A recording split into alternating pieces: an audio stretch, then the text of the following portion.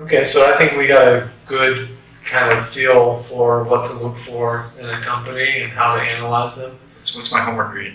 And E for effort. I would say you did very well because you were picking mostly companies. You're picking companies that you've heard of, that you feel like that you're familiar with, or many families are familiar with, many people are familiar with. Yeah. They're pretty much all of them that you picked are big companies. Okay. And they've been around a long time, except for a few The exceptions. Yeah, the tech ones.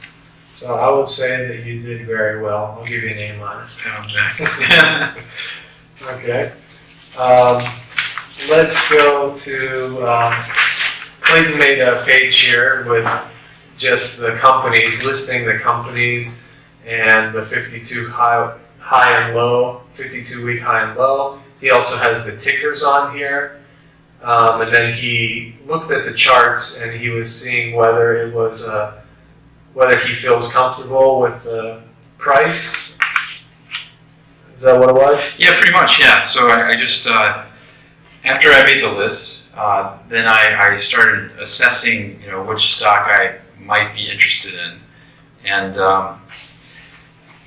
I quickly realized that it's hard to keep track of all this information in one place. Like you need to be able to compare it, so a spreadsheet of some type with the right variables. And so I had the name of the company. I found the ticker for the company, the symbol, and you mentioned the 52-week high or low, so I put that on there. And then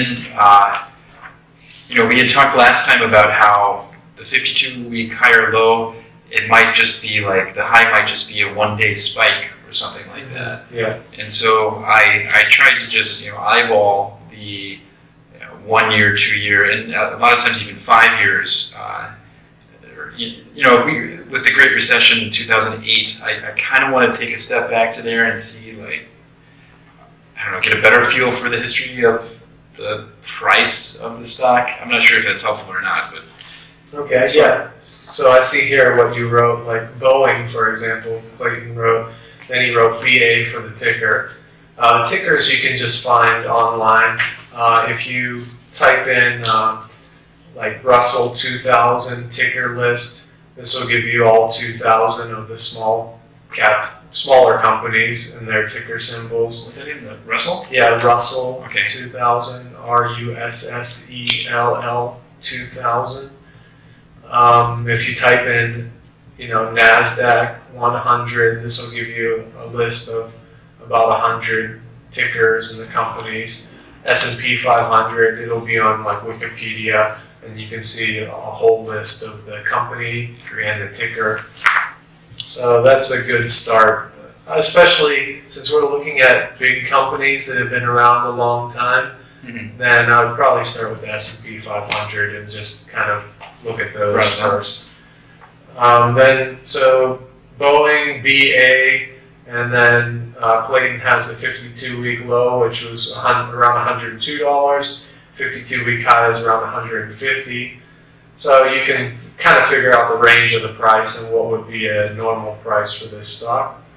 And then he wrote here, quicker rise in the last decade, highest ever. So he wrote a little note to himself about, how the price has been going over the last 10 years. And he wrote don't. So I guess that was for don't buy it. Don't buy it, yeah. It looks like if you look at the graph, and hopefully over time I will learn from you more, like an equation so that I can look deeper at the company. But right now, just based on the stock price, it looks like it's up, and it's just been climbing, and it seems like everyone has a lot of faith in that company, and it's not a good time to buy it because there's no panic against it. The price hasn't been dropped down. Yeah, that's a good point. That's just the gut feel. Yeah, so I'm glad you're going through and doing that, and for those of you that are watching or listening, that would be a good idea. You find these good companies, and next thing you're going to look for is the price, and if they're overpriced or underpriced now. And don't feel afraid to say no. You should say no way more than you say yes. you should only be able to find a few good companies at a bargain price to buy.